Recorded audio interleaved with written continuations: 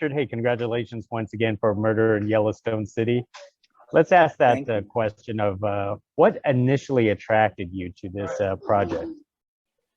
So I wanted to make a Western like a lot of people since I was a kid, and had the chance to make a film called Robert the Bruce, half in Montana and half in Scotland, and just fell in love with Montana. And the writer of Robert the Bruce wrote Murder at Yellowstone City. And so we decided to build the town right here in Montana. And we moved my family here from LA, although we're Australian, to build the town over 3 years. So the town was built with the writer knowing about the town. And so it was all kind of done, which was a really awesome. So instead of having a few weeks on location, we kind of have been sitting here for years just watching it grow. Wow, that's amazing. So how much involvement of the construction and the set were you at as a director? We designed it. Yeah, we designed it for the film. So from day one, from the moment we broke Earth like 3 years ago.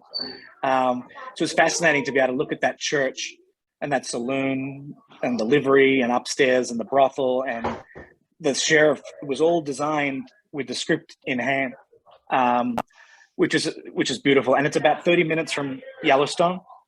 And the place where we built was called Yellowstone City in the 1860s. So it's as legitimate as it gets. That is awesome. Now, how do you convert from something, like a Scottish theme period movie like Robert the Bruce and set your mind into a Western like so easily? My dad used to take me to Westerns when I was a kid, and that was the days of, more fun Westerns like, Silverado and Quick and the Dead, and then amazing like Unforgiven.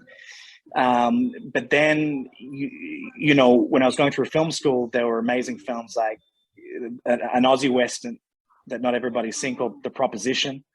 And of course, Jesse James, 310 to Yuma, these type of films, and a new era of Westerns, I guess.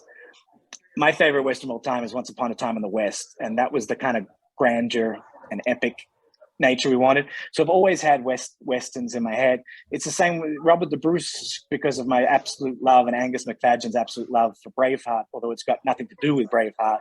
It's a tiny little fable fairy tale, very small film, but it had a lot of heart. And so I'm just riffing off my favorite films that I grew up with and just trying to do the script justice. That's interesting because when you think of like an Australian like yourself, we don't think that you folks watch a lot of Westerns out there. But we got very similar stories. Australia has such close ties with the US. We had our own cowboys, bush rangers.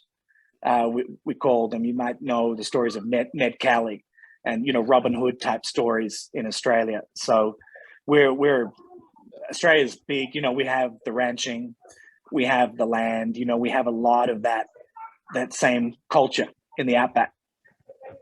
Absolutely. So in the film like Murder at Yellowstone City, just like the title suggests, do you approach this as a Western or do you approach it as a mystery? It's hard. That was the fascinating thing about the script. I hadn't read a murder mystery Western, and that's what we thought. There was a lot of originality there. And then the depth of the characters, because it's not a true, it's not the stereotypical bad guy in a Western. And there's layers to all the characters from the leads to the supporting. And I think that's why we're able to get such a fabulous cast, because whether they were the lead or a supporting role, they were so pivotal in making the story click. So to answer your question, we were thinking classic Western, but wanting to make the mystery work in the genre sense of it. The suspense and the mystery needed to tick those boxes. So which scene did you enjoy filming the most for yourself as a Western director? Yeah.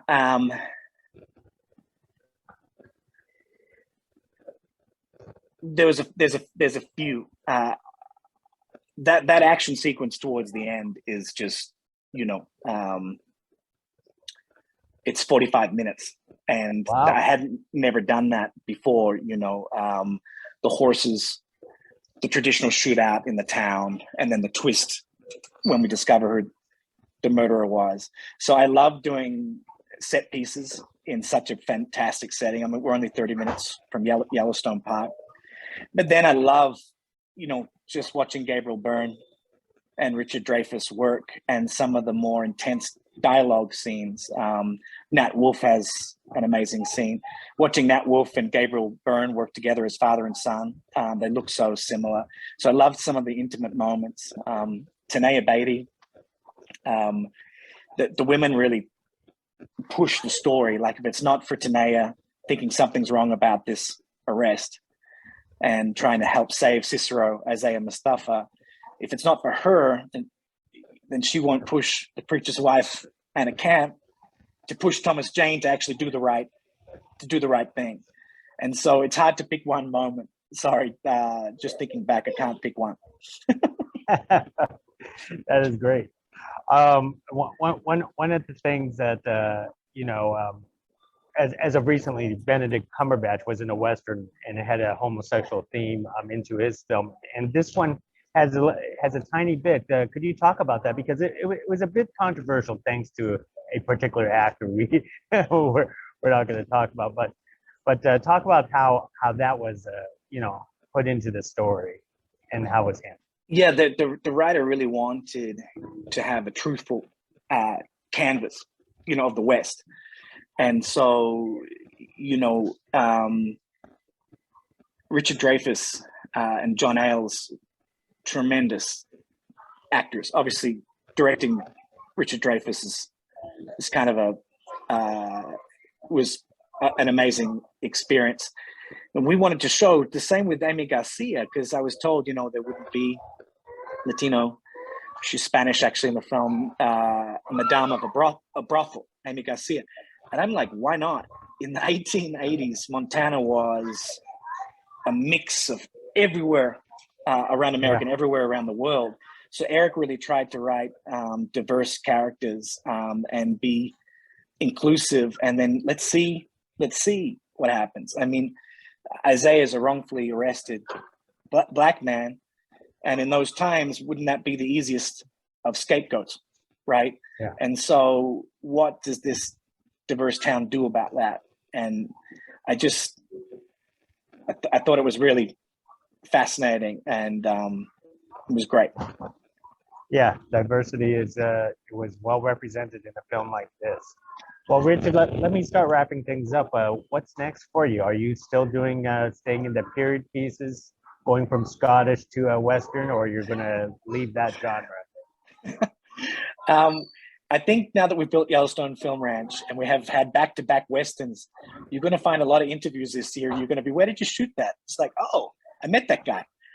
So we've had back-to-back Westerns. We did Nicolas Cage Western, the Paramount Western. We're about to do a Mario Van Peebles sequel to Posse, if you remember that, at the same town. So you're going to see that church a lot.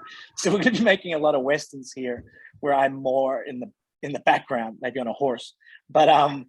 But no, we have two. I have another Western, because obviously that's what I love. And I've got another. There's one hero in Scotland, James Douglas. It was really, Robert the Bruce, James Douglas, and William Wallace. And James Douglas has never been done at an epic level. So we would love to do that as well. So I guess I'll just be the Scottish epics and the Westerns for a minute. Oh. Well, you do what you love, and you do what you're good at. So, Richard, hey, thank you very much for speaking to us. Really appreciate the conversation about Murder at Yellowstone City, and it's a terrific Western film. Nice to meet you, brother. I really appreciate you. Thank you. Thank you. Appreciate it. And love the dinosaur. Great. My kid will be happy. Thank you. Bye now. See you, bud.